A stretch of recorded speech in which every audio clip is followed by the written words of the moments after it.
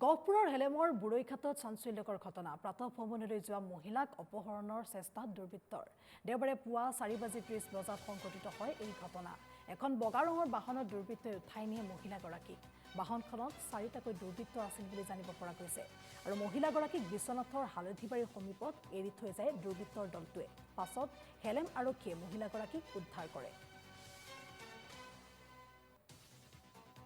গাড়ীখন আহিলে গাড়ীখন ৰখাৰ পাছত মানে তাইক পটককৈ ধৰিলে ধৰাৰ পাছত মই মানে মোকো হেৰি কৰিছিলে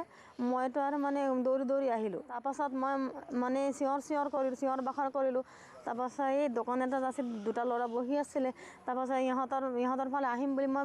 মানে খুজিছিলোঁ তাৰপাছত মই ভাবিলোঁ ইহঁতে এনেকৈ বুলি আকৌ মই গাঁৱৰ ফালে আহিলোঁ মানে লৈ গ'ল আৰু ইফালে কি গাড়ী আছিলে গাড়ীটো মানে বগাকৈ আছিলে মই দেখা মতে দুজন আছিলে হয় এইটো আমাৰ বুৰৈঘাট চেণ্টাৰৰ ওচৰত আমাৰ ইয়াৰে দুইজনী মাইকী মানুহ ৰাতিপুৱা প্ৰায় 4:25 মানত ৰাস্তাত মৰ্ণিং ৱাক কৰিব ওলাওঁতে ৰাতিপুৱা সৰু বিলাতী এটা গাড়ীয়ে দুইজনক